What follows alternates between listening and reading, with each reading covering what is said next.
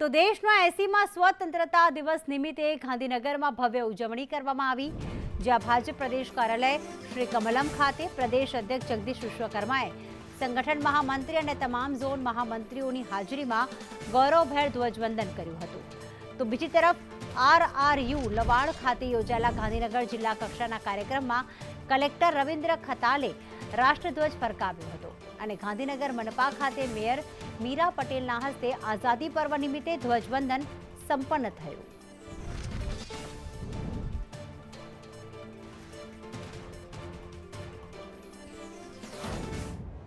ભારત માતાની આઝાદી માટે પોતાનું સર્વસ્વ અર્પણ કરનાર અસંખ્ય સ્વતંત્ર સેનાનીઓ, ક્રાંતિવીરો અને મહાપુરુષોને કોટી કોટી વંદન.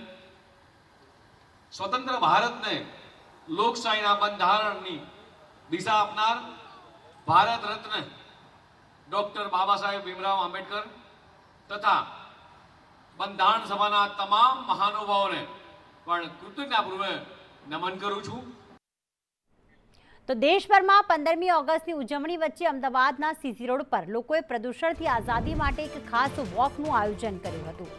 દેશ આઝાદ થયો, હવે પ્રદૂષણમાંથી મુક્તિ મેળવવી જરૂરી છે તેવા સંકલ્પ સાથે યોજાયેલી આ વોકમાં મોટી સંખ્યામાં યુવાનો અને નાગરિકો ઉત્સાહભેર જોડાયા હતા.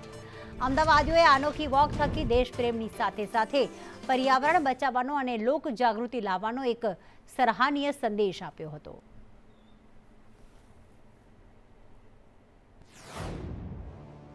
પંદરમી ઓગસ્ટની જોરશોરથી દેશભરમાં ઉજવણી કરવામાં આવી રહી છે, ત્યારે પર્યાવરણ બચાવવાના ઉદ્દેશ્ય સાથે આજે દોડ લગાવવામાં આવી તે યુવાઓ દ્વારા વોકિંગ કરીને એક લોક સંદેશ આપવામાં આવી રહ્યો છે. મોટી સંખ્યામાં યુવાઓ છે તે જોડાયા છે, ત્યારે આયોજક છે આપણી સાથે છે, એમની સાથે જ આપણે વાત કરીએ. કેટલી ખુશી છે યંગસ્ટર્સ સાથે, એક શું મેસેજ આપી રહ્યા છો? યસ, આપણે જે રીતે જોયું હમણાં કે વર્લ્ડમાં વોરની સિચ્યુએશનના લીધે ફ્યુઅલ ક્રાઇસિસને જે થયું છે, એટલે અમે આ એક વોકના જરીએ એ સંદેશ આપવા માંગીએ છીએ કે વધુમાં વધુ ગ્રીન એનર્જીનો ઉપયોગ કરવામાં આવે. સોલર એનર્જી છે, વિન્ડ એનર્જી છે, અમે ગ્રીન ફાઇનાન્સનો બી કોન્સેપ્ટ લાવીએ છીએ અને જેટલું બને એટલું પર્યાવરણની બી જાળવણી કરી શકીએ. તો આ વોકનો પર્પઝ એ છે. દેશવાસીઓને શું મેસેજ આપશો? યસ, દેશવાસીઓને એવું કહેવા માંગીશ કે પર્યાવરણની જાળવણી કરો, સ્વચ્છતા રાખો અને વધુમાં વધુ વૃક્ષો વાવો, જેથી આવનારી પેઢીને પણ આ સિચ્યુએશનનો સામનો ના કરવો પડે.